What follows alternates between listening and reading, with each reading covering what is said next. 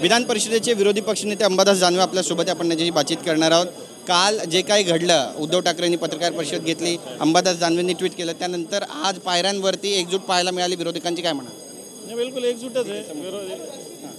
विरोधी पक्षांची एकजूट आहेच, महाविकास आघाडीची एकजूट आहेच आणि ती कायम राहणार आहे. नक्कीच. पण राज ठाकरे आणि उद्धव ठाकरे भविष्यामध्ये एकत्र येणार का आणि महानगरपालिकेच्या निवडणुकीमध्ये एकत्र दिसणार का, अशी पण चर्चा या निमित्तानं सुरू झाली आहे. मला असं वाटतं लोकांची जी जनभावना निर्माण झालेली आहे, या जनभावनेतूनच सरकारने युटर्न मारलेला आहे.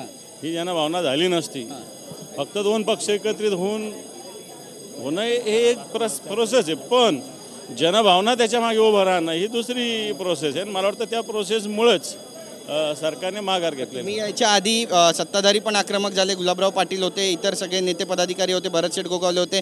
यांनी कम ऑन किल मी अशा आशयाचे बॅनर्स पोस्टर्स घेतले होते आणि अध्यादेश मिस काढला होता असा आशय त्यावर होता. उद्धव ठाकरेंवरती कुठेतरी एक बॅकफायर होते असं म्हणा. कोणता अध्यादेश दाखवा ना म्हणा त्यांना.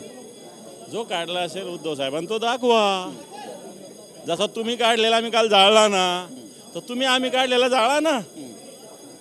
उगाच गोष्टी काय म्हणजे फारसे हा सगळा सत्ताधाऱ्यांचा फार हे सगळं लोक सगळे उलटले ना. आता समिती स्थापन करण्यात आलेली आहे, जाधव समिती. त्या कमिटीला काय अर्थ राहणार नाही. शिवसेना अशीच आक्रमक राहील. बिलकुल राहणार. आणि मनसे शिवसेना भविष्यामध्ये निवडणुकीत एकत्र दिसेल असं वाटतं तुम्हाला? चित्र व्हावी अशी अपेक्षा आहे सगळ्यांची. नक्की. तुमच्या विधान परिषदेचा यंदाचं शेवटचं अधिवेशन आहे. विरोधी पक्ष नेता म्हणून एकदम आक्रमक भूमिकेत राहणार अंबादास दानवे. बिलकुल. अंबादास दानवे सततच आक्रमक आहे.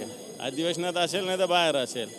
शिवसैनिकाचा जो बाण आहे तो राहणार. नक्की. धन्यवाद बातचीत केल्याबद्दल. कॅमेरा पर्सन योगेश गुरवचा, गिरीश गायकवाड, TV9 मराठी, मुंबई.